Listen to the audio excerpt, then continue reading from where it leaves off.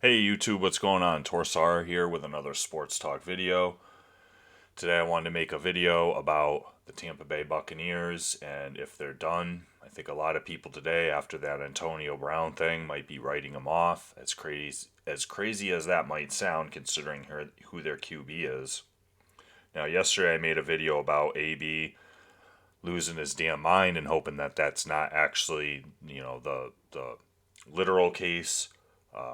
Today, I just want to keep this to strictly football. That one kind of wasn't more about football and just about, mental health issues and hoping that we can someday come up with something to test for CTE while people are still alive. Now, I think that the Antonio Brown thing, like, are the Tampa Bay Bucks done? No, definitely not. Who's their QB? Tom Brady.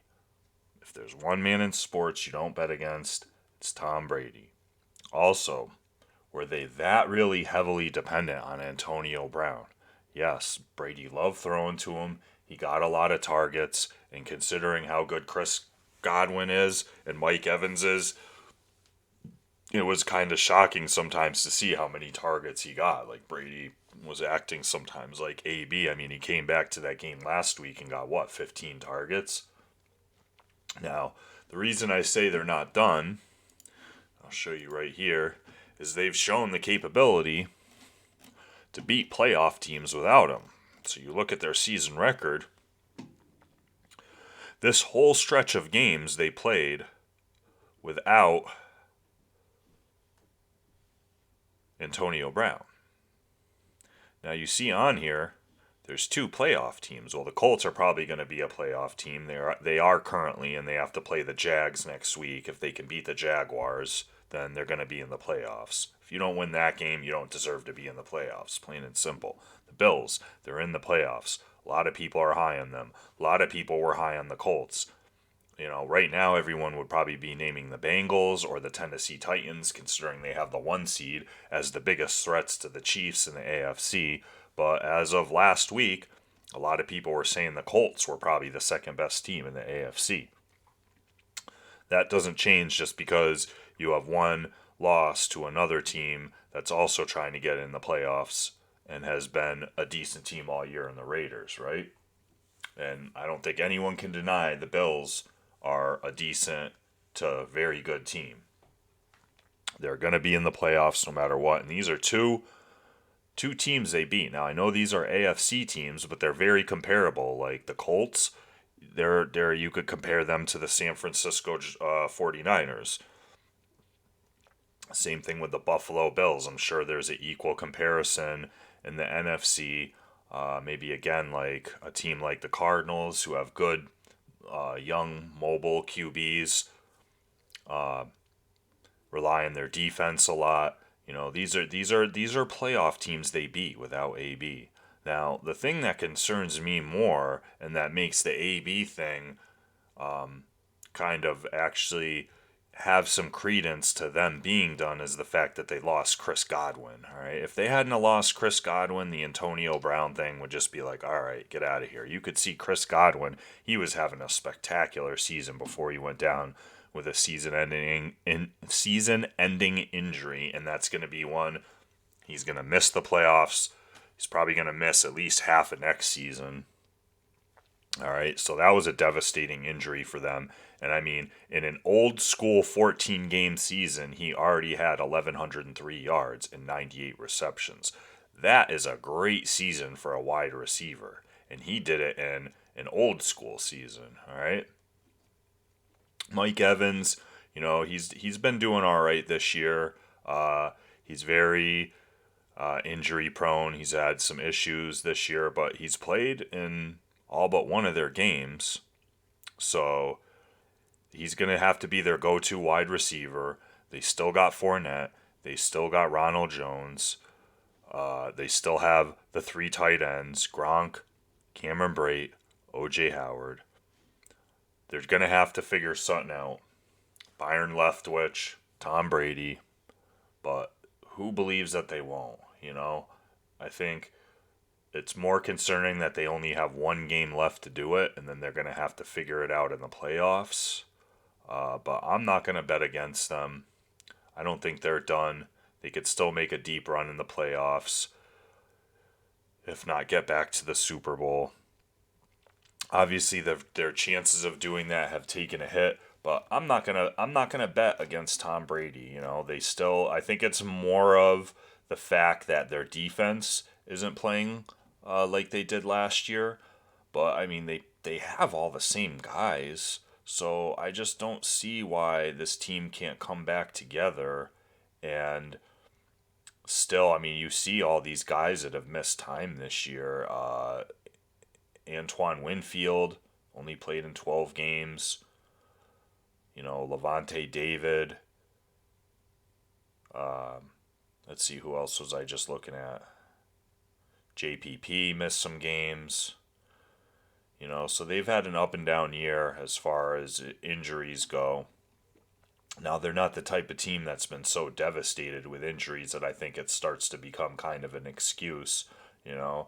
And I've said this before, I said it earlier in a video, I don't like when people say, every team deals with injuries.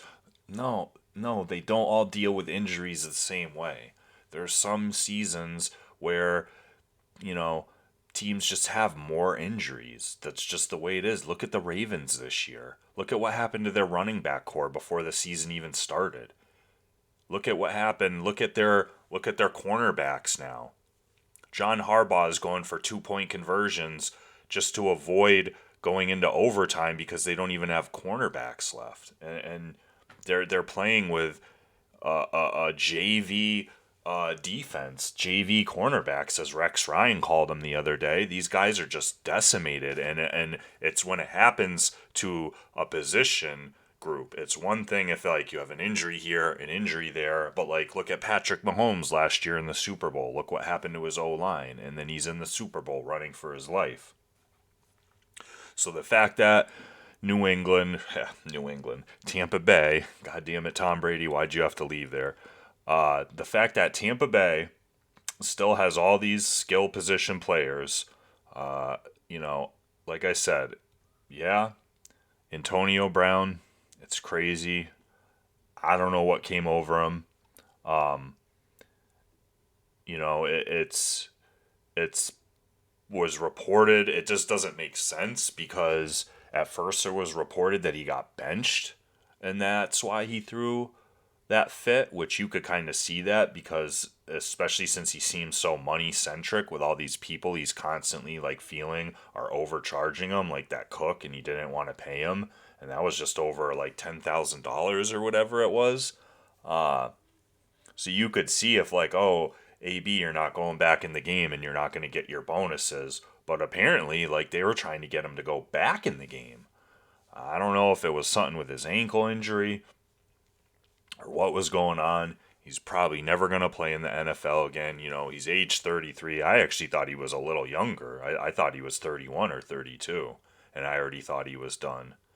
So he's probably never going to play in the NFL again because who's going to sign him to a roster next year? He's probably going to have to sit out at least a year, try to go get some like PR therapy or something and try to make himself seem like a good boy. So who's going to want a 35-year-old wide receiver that has a long history of just acting out, and he'll act like he's all like, contrite and give me another chance, and then the instant you start to need him, then this type of stuff happens. I mean, I just don't see it happening. You never know. Guys have done worse and still gotten back in the league, but I don't know if people have done so much and still gotten back in the league. It's definitely not going to be with Tampa Bay. And if Tom Brady is done with you, that's it's not a good sign because I think a lot of people will confirm that the only reason he was on that team was because of Tom Brady. But in the end, I'm not going to bet against Tom Brady. There's only so many other teams that have a shot. I mean, you still have to take it one game at a time.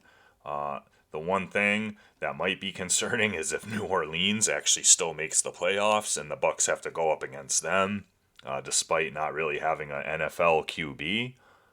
They're still obviously a dangerous team, but the other teams that they might have to go against, you're going to tell me Tampa Bay can't beat the Packers. You're going to tell me they can't beat the Rams. You're going to tell me that they can't beat the Cardinals. I know they lost to the Rams earlier in the year. That was week 3. That was a totally different, the Rams are different now. The Tampa Bay Bucks are different now. And you know what? Maybe it'll be a benefit to them because they're going to have a kind of different style of offense now. Maybe it'll be like at Major League Baseball when they call up these rookie pitchers or these rookie hitters and no one has any tape on them and they do good for a little while. It's just a little stretch before people get tape on them. But that's on the other side of I keep saying New England because of Tom Brady. Tampa Bay, they only have one game to try to figure out, one regular season game to try to figure out how to change their offense. But at the same time, the teams are only going to have 1 week of tape on that offense. So who knows? But like I said, I'm not betting against Tom Brady. Are you guys going to bet against Tom Brady? No? Yes? Well, let me know in the comments. And until then, I'll see you guys in the next video. Peace.